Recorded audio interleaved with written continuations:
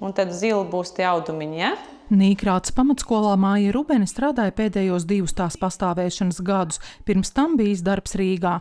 Jau kādu laiku viņa loloja ideju, ka varētu radīt bērnu pieskatīšanas centru ar izglītojošām un radošām nodarbībām, īpaši vērstām uz lasīt prasmes attīstību nelielās grupiņās vai individuālās nodarbībās.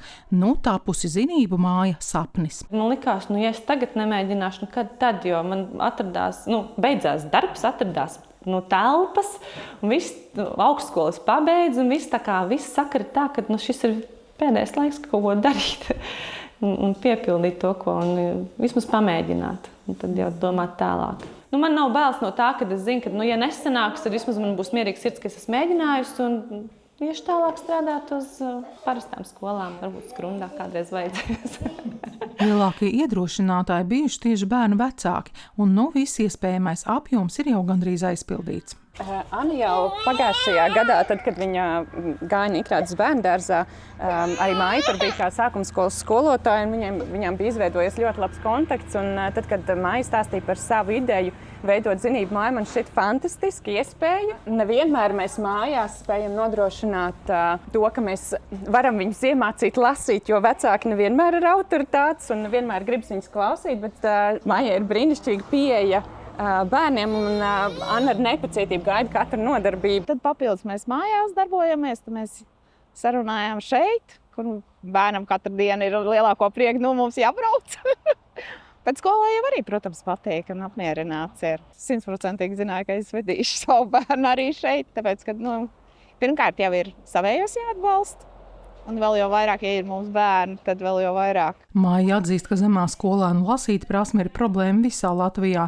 Viens no iemesliem - bērniem trūkst pacietības lasīt garākus tekstus, bet tā ir nepieciešama visos mācību priekšmetos. Viens ir iemācāties lasīt, bet otrs ir, ka tu nesaproti, ko tu izlasi. Tā tekstpratība ir traki īstenībā, un man ir žēl tos bērnus, jo es zinu, ka viņi zina, piemēram, kaut kādā matemātikā vai dabas zinībās, es zinu, ka es viņiem paprasītu, viņi man atbildētu, bet tiklīdz iedod lapu, viņiem ir jāizlasa, viņi nevar atbildēt. Un tas tā skumji liekas, kad tās lasīšanas viņi iesprūst tajās zināšanās. Manuprāt, pie mūsdienu laika bērniem, kuriem viss ir aktīvs un radošs, viņiem ir arvien grūtāk nosēdēt un klausīties. Tas bērnu daudzums ir tas traucējošais, jo tu nevari izdarīt procesu kvalitatīvi, ja tev ir 20 bērnu, ir kaut kādiem 10, tas neinteresē, un tev ir jādabūt tā saķers, lai viņš apzināti klausītos, un ar 20 bērniem tas ir neiespējami. Tad tu vari vienkārši tā virspusēji tu stāsti, ir kas paņem, bet ir liela daļa, kas nepaņem to informāciju, un tur zūd tā kvalitāte, lai man liekas, kāda būtu skolotāja, daudz ir daudz, un tur nevar iedot to, ko tu iedod 4 bērniem. Tur es nevienam neļauju aizplūst citās domās, jo es esmu mazāk bariņā un es varu viņus atgriezt atpakaļ. Tāpat ir iecerē bērnus tikai pieskatīt, kamēr vecākiem jāpadara kādi savi darbi. Otrdienās, ceturtdienās no 9 līdz 12 es gribu nokomplektēt tādu arī līdz 5 bērniem grupiņu, kur mammas uz 3 stundām var izrauties. Tas nav no rīta līdz vakaram, bet tās ir kaut kādas darbdienas, ka vajag pastrādāt vai kaut kur aizbraukt vai vienkārši kādu filmu nostīties.